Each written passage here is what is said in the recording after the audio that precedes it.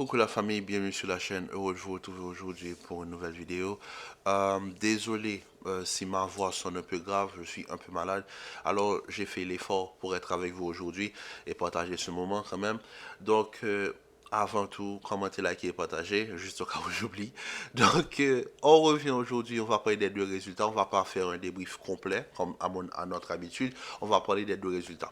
Le Barça qui fait match nul aujourd'hui, 2 buts partout face au Betis de Séville. Le Real qui était dans l'obligation de remporter le match face à Girona pour relancer la Liga numériquement parlant. 3 buts à 0, un but de Bellingham, un but de Arda Güler et un but de Kylian Mbappé à la toute, à la 60, au niveau de la 70e minute de jeu. Alors, comment vous dire, aujourd'hui, quiconque a vu les deux matchs, on peut se dire que quand même, on a eu droit à deux matchs complètement différents. D'un côté, on a eu droit au Barça face au Betis de Séville. On a eu droit à un Barça frustré, un Barça qui replonge dans leur travers, un Barça même anti-flic qui prend carton rouge. Je pense que ça en renvoie des images de Xavi, un entraîneur nerveux, une équipe qui a été, on va pas dire, un petit peu maîtrisée par le Betis de Séville, tactiquement parlant, le Betis de Séville avec leur pressing au niveau de la ligne du milieu de terrain qui récupérait énormément de ballons, empêchant la connexion entre les milieux et l'attaque. On voit que tactiquement, le match a été travaillé. On le voit, le Betis de Séville, à la fin du match, termine avec un expected goals de 2 points et quelque chose. Et le Barça, qui marque 2 buts, avait un expected goal de moins de 1 but. Donc, comment vous dire que le Betis de Séville, aujourd'hui, ils auraient mérité de gagner. Mais malheureusement, ça n'a pas été le cas. Match nul, 2 buts partout, ce qui relance complètement la Liga. Bon, ce qui aurait dû complètement relancer la Liga dans la matinée si le Real n'avait pas perdu des points plus tôt dans la semaine. Mais bon, heureusement aujourd'hui, ils se sont rattrapés. Victoire 3-0 face à Girona. Personnellement, moi, je vous le dis, je ne m'y attendais pas. Donc, victoire 3-0. Mais quand on regarde le fond du jeu du Real Madrid, qui aime le football, qui regarde le Real Madrid, je suis désolé, je pense que quand des gens regardent le Real Madrid jouer, ils peuvent se demander, mais qu'est-ce que les fans de cette équipe trouvent au Real Madrid? Qu'est-ce que les fans de cette équipe trouvent? Parce que le jeu proposé par le Real mais est d'une nullité. Et franchement, vous savez, quand le Real joue, par exemple, il y a le match l'année dernière face à Valence, le 5 août, je me rappelle pas comment on les avait battus. J'ai dit que j'avais vu un Real avec une maîtrise. Mais ce Real-là est incapable de maîtriser quoi que ce soit. Aujourd'hui, on gagne 3-0, mais c'est trois actions collectives, dont le premier qui a complètement relancé le match. Parce que si on regarde la première mi-temps, Girona était une bien meilleure équipe que le Real Madrid. Et ça, c'est, je le répète, à tous les matchs. Stuttgart, Lille, Girona, Celta Vigo. Mais le Real s'en sort toujours. Parce que c'est le Real. Parce que le Real a les individualités capables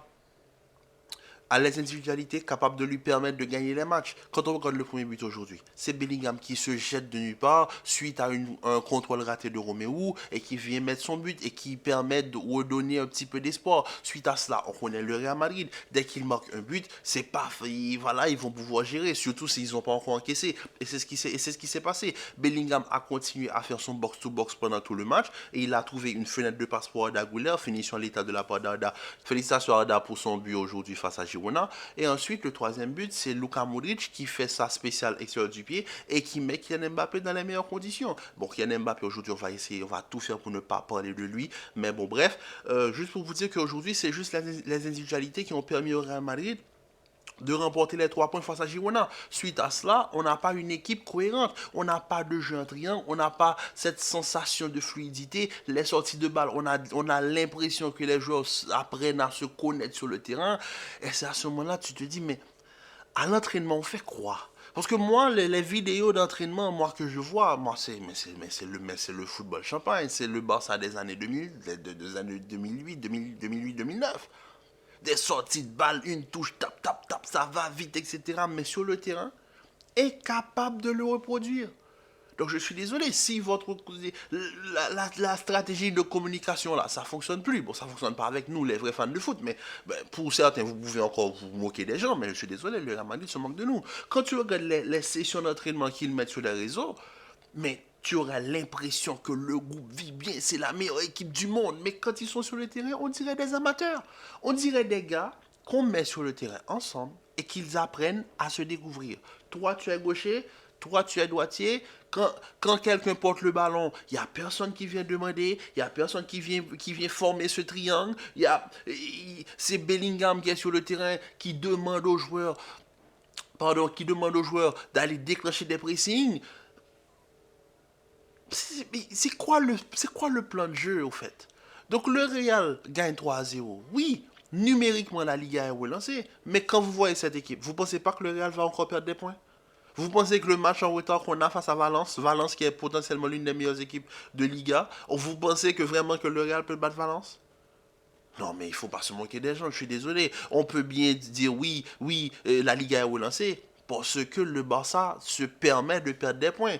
Et moi, je peux vous assurer, fans du Barça, si vous regardez cette vidéo, mais vous n'avez rien à craindre. Si vous devez craindre un concurrent, j'aurais préféré porter mon attention peut-être sur un Atlético, parce que le Real Madrid, il n'y a aucun monde où cette équipe-là, dans un championnat avec mettons ce Real-là en première ligue, mais il ne regarde même pas la première partie de tableau.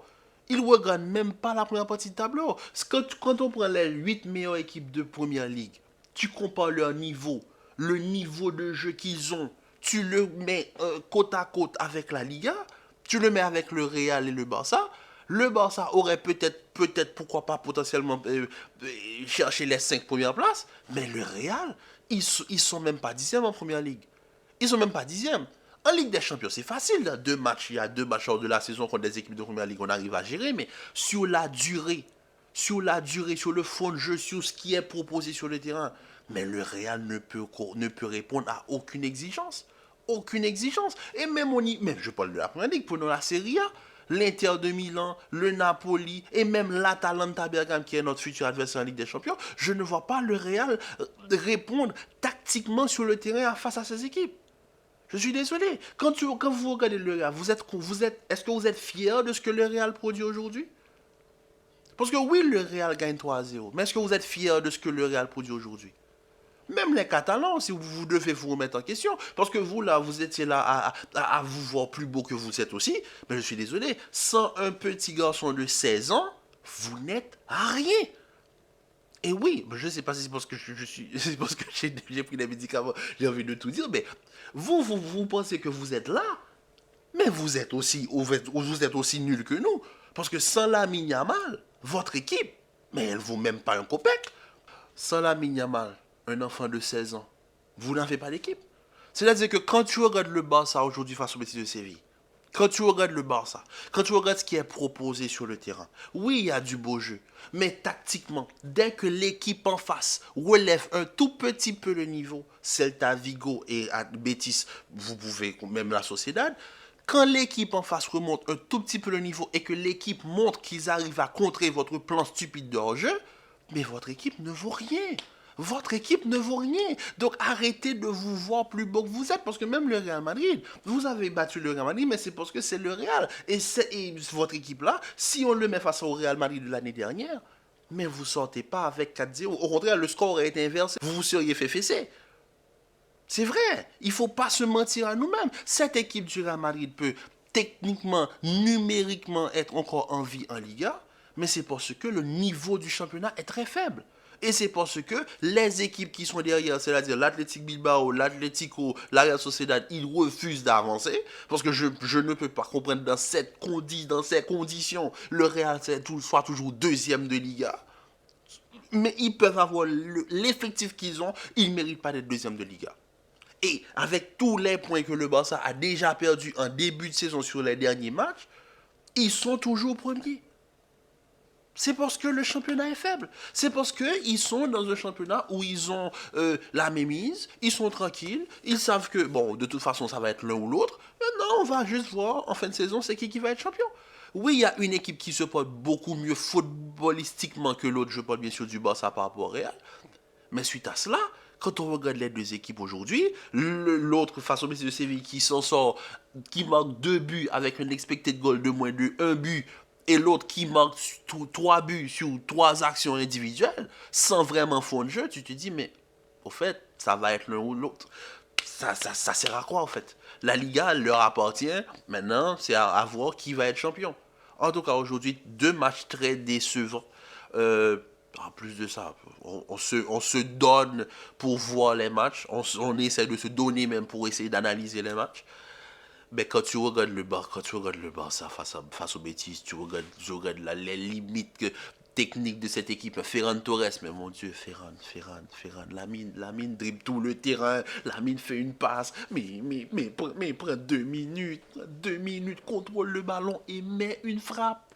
Le, le Barça a investi 50 millions dessus, hein. 50 millions sur Ferran Torres. Ferran Torres qui je sais même pas par quelle route, par quelle voie il est passé déjà de 1 pour arriver au Barça, et déjà de 2 pour être encore au Barça en 2024.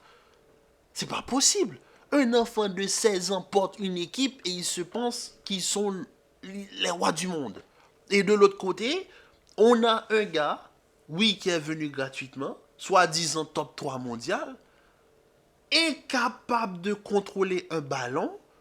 Et on se dit, dès qu'il marque un but, vu qu'il en a marqué 11 depuis le début de saison réussi. Ah, je sais, ouais, ok. Le Real gagne 3 buts à 0, 3 buts individuels. Top performance du Real Madrid. Ok, d'accord. Si vous voulez le voir comme ça, alors top performance du Real Madrid.